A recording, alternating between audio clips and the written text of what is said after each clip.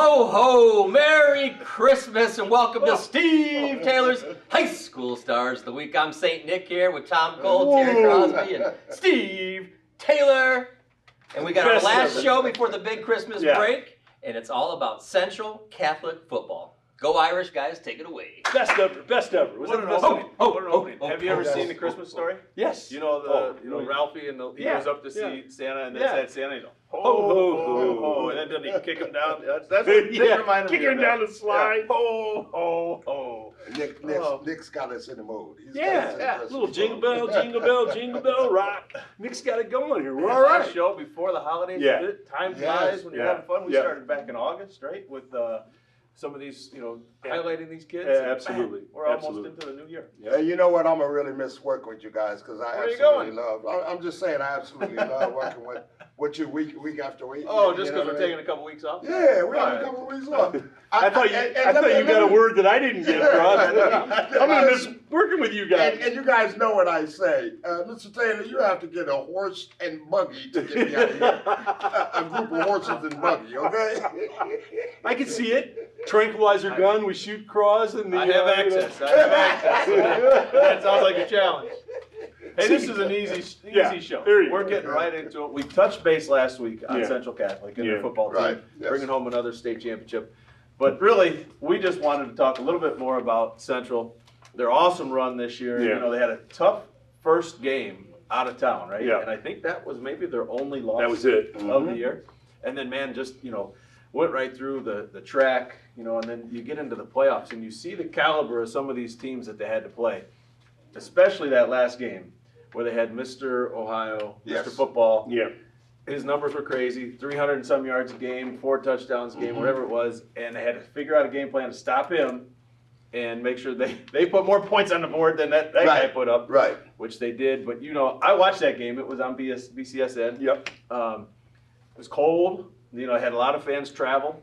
They were in the where they play the Hall of Fame game, right? Over at Canton. So what a great opportunity for those kids, something they'll remember the rest of their life. And you look at the joy and the excitement on the faces, not only of those kids, but man, I saw it in the coaches' faces too. Right. The assistants, and obviously Coach Dempsey, he's done a fantastic job, but you look at the assistants, they won that championship. They wanted it just as bad as those kids. Absolutely. No question.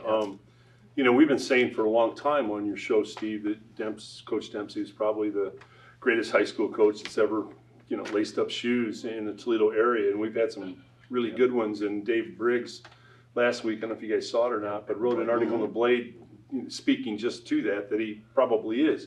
4 state championships pretty much tell the story.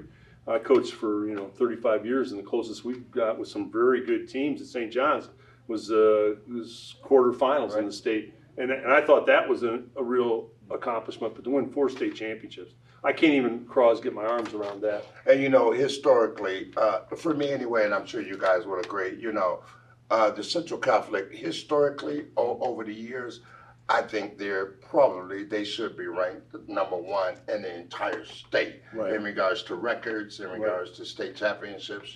They are a dynasty, definitely. And so we have to appreciate that. Yeah, 100%. They're based right here in our 100%. So. Steve always celebrates excellence because he and his dad have done it in your car dealerships, and this is excellence. You have to really look at it and take your hat off and say, "Wow, great job." Massillon is known in Ohio, right? Like they say, when you're born in Massillon, you're born. They give you the football and everything. But you're right when you talk about the historical record of Central and what they've done. I worked with a guy for a long time, Bill Cassidy, who was a Central grad back in the day, 40s or 50s. He played football and talked about their state runs. And you look at the history of Central and how long they've been good and relevant. Well, back when I was at St. John's, they were in the City League with St. John's, and Central was always a tough team. Right. Who was it? Joanne Armour? Yeah. I believe Joanne Armour was there when I was at St. John's, and Joanne went on to the NFL, good career in the NFL. Right. But they've always got talented, athletes. But it's not just the 1 or 2 or 3 talented athletes. It's the team. It's the collective team. And every year they do it. So hats off to that whole. And you know what?